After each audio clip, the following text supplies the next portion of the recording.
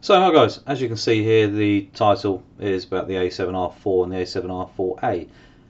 We've probably all seen this before, but I just sort of put this picture in while I had a quick chat. A7R4 original one on the left hand side, A7R4A on the right hand side.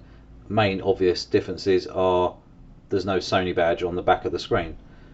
Resolution is massive compared to the original though on the rear screen, and what I've noticed so far is it's much brighter generally. Uh, Even set at 0 0 on both cameras in manual, it is definitely brighter, more vibrant, and everything like that. So it's definitely an upgrade. Sharper images, etc., etc.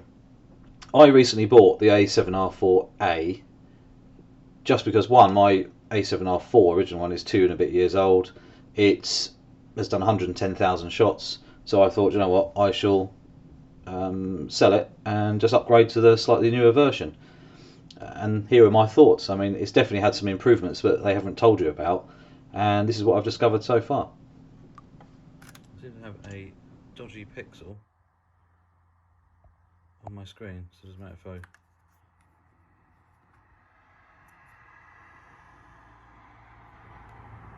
wiggle it about, it's still there. It's got nothing to do with in the photos at all, so I think it's just the screen. There, red dot. It's not on my other camera. And it doesn't show up in the photos whatsoever.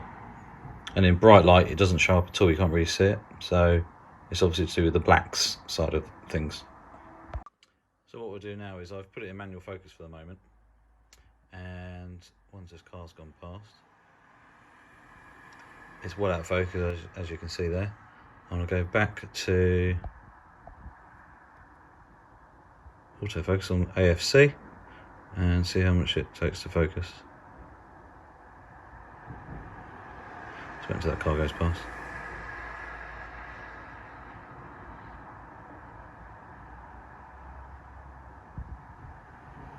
It's struggling to do so. Now it's found it because it's been lit up. But as you can see there, it's still dancing around.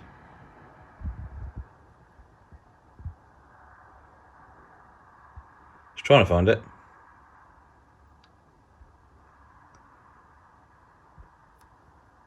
That's quite a reasonable. Let's open the aperture up a bit. With the help of light, it's going to do it, but I don't want to do it with light, I want to do it without. Can't do it. So let's go back into manual focus.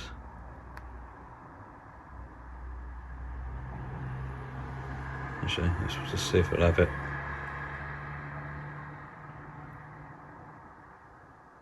Yeah, just won't. Now let's go manual focus and then bright monitoring. We can go into full daytime mode, which is a fabulous thing to have. And we can literally see exactly what we want to see. And we can just literally manual focus it. In fact, we can zoom in afterwards and have a look. But that's basically daytime. As you can see there, it slows the frame rate down, which isn't really a problem if you're doing landscape, which is what it's for. So now it's because it's there, it's kind of it's hunting the big time actually. Oh, we got it then.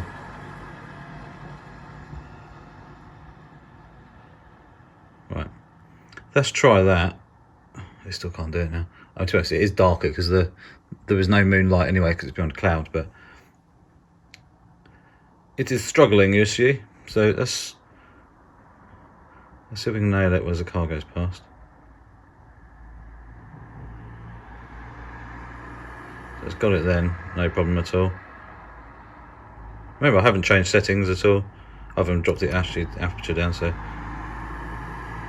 now we've got it. And then it hunts again. So let's swap cameras and see what happens when I do it with the A7R4A.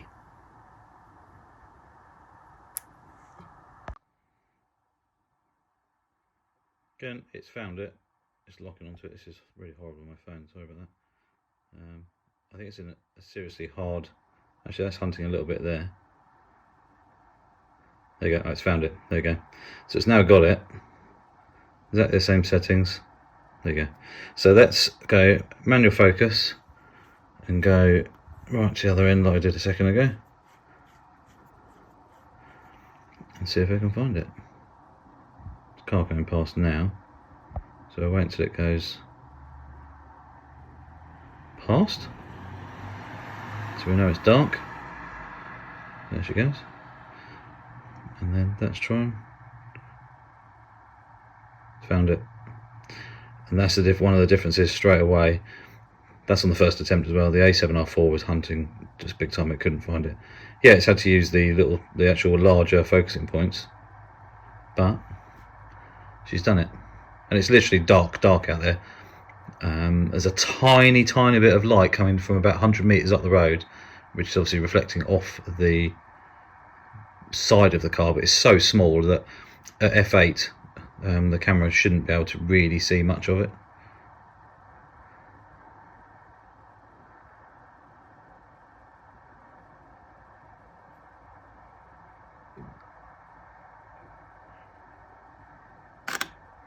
There we go. Now you can see there's a car coming down and it's sharp. So yeah, impressive stuff. So if you can do that a bit better, which is mad, I'm really quite impressed with that. Also, generally never really got very good shots of the moon with the A7R4. With the A7R4A, even focusing through cloud, which is passing now, it's just mad. It's just so much better. I don't know what they've done, tweaks wise or whatever. It just seems so much better generally. Just in every single little situation has been obviously just improved slightly. So that's really, really good. So guys, with the new A7R4A, I've noticed so far things like this. That was a crop in from the 135 G Master up to that sort of size. There's loads of other shots here, and you'll be able to see and make your own decisions up with what you think about them. The autofocus definitely is more snappy. I was getting shots that I would probably have missed with the original A7R4. Not necessarily missed completely, it's just the fact that it made it easier for me, like this shot here, looking at a tree, but oh, actually there's a magpie. It literally straight on the eye, and I was like, okay, so eye autofocus on animals definitely works a bit better. Dynamic range and cleanness of the shots are slightly better, definitely. That shot there was a silhouette originally. These are taken the other day, and the camera definitely just feels a little bit more sharp, just general usage, which is obviously a nice little upgrade. I mean, it's not huge, and we know it's not an A9 or an A1 or anything like that. It's still a great camera. Resolution's nuts. The fact you can crop in and you can still use amazing shots. It's super sharp, especially if you use G Master lenses or some of the high-end Sigma stuff as well, or even some of the Samyang stuff as well. So yep, absolutely fabulous upgrade on the camera. It's just a shame mine's got a dodgy pixel on the screen, but at some point I will send that in for a repair. These shots here are pretty crazy. The way the clouds were causing almost a shadow into the sky, and a little bit of rainbow or whatever you want to call it in the cloud there as well.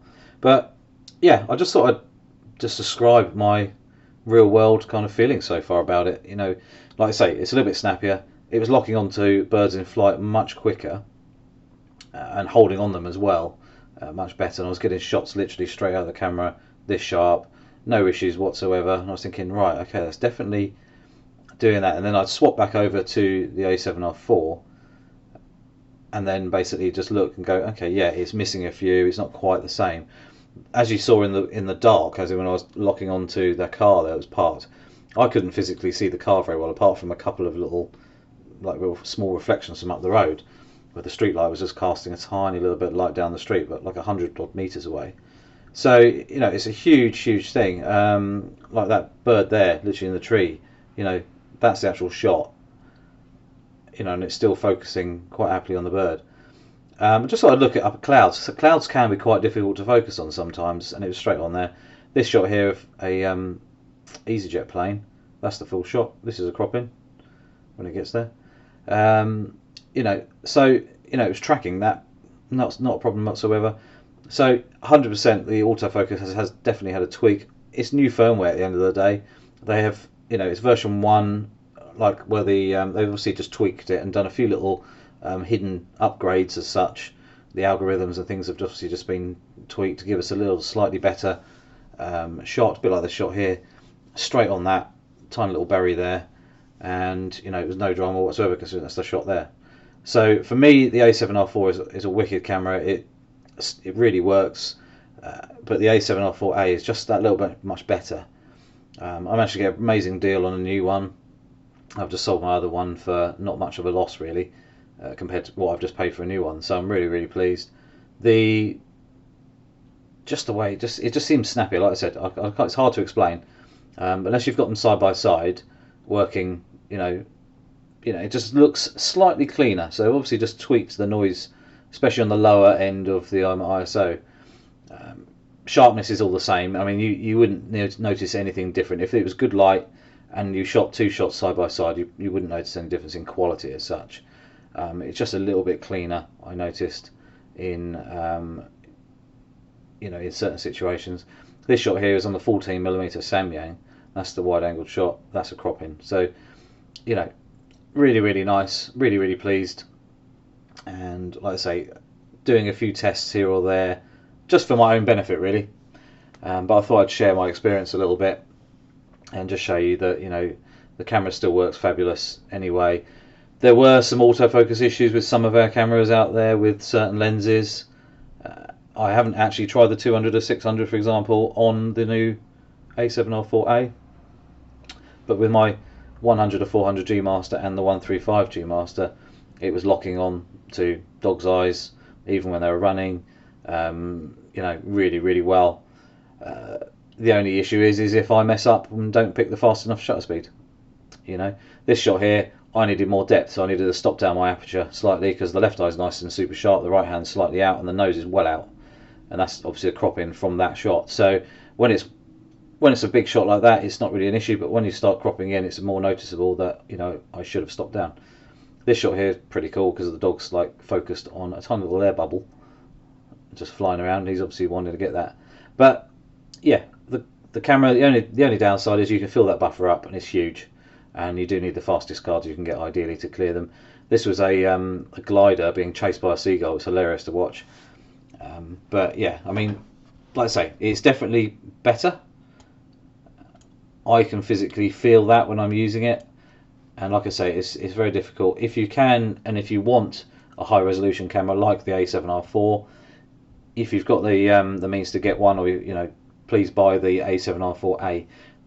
Let's say faster USB for connectivity and everything has been upgraded, but also the rear screen has been upgraded, and obviously in the firmware they've done some tweaks to make it slightly quicker, slightly more accurate on the autofocus, and I was very pleased to see that that's actually been done.